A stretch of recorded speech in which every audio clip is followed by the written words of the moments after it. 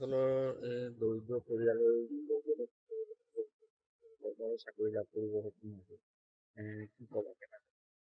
আমি খুব সুখী অনুভৱ কৰিছো। একেবাৰে দিন হাজিৰাৰ পৰা পৰিয়াল এটাৰ পৰা আহি পিনে তেখেতে ইমান কষ্টৰ ফলত আজি যে মানে চাকৰিটো পাবলৈ সক্ষম হৈছে, সেইটো কাৰণে আমি খুব সুখী অনুভৱ কৰিছো। আৰু আমাৰ এই পিছপৰা অঞ্চলৰ কাৰণে তেখেতে এটা উদাহৰণ হিচাপে থিয় হৈছে, যাতে যিসকলে পিছপৰা অঞ্চলত থাকে বা একেবাৰে দুখীয়া ঘৰৰ ল'ৰা হৈ পিনে যে চাকৰি ল'ব পাৰে, সেইটো তেখেতে এটা উদাহৰণ দিছে। সেইটো কাৰণে আমি খুব সুখী অনুভৱ কৰিছো। আৰু লগতে এই চেগতে আমি আমাৰ মাননীয় মুখ্যমন্ত্ৰী মহোদয়ক আমি ধন্যবাদ জ্ঞাপন কৰিব বিচাৰিছো, যিহেতু তেওঁলোকে নিকাভাৱে পৰীক্ষা কৰাৰ কাৰণে একেবাৰে দৰিদ্ৰ ঘৰৰ ছাত্ৰজনে পাবৰ কাৰণে সক্ষম হৈছে।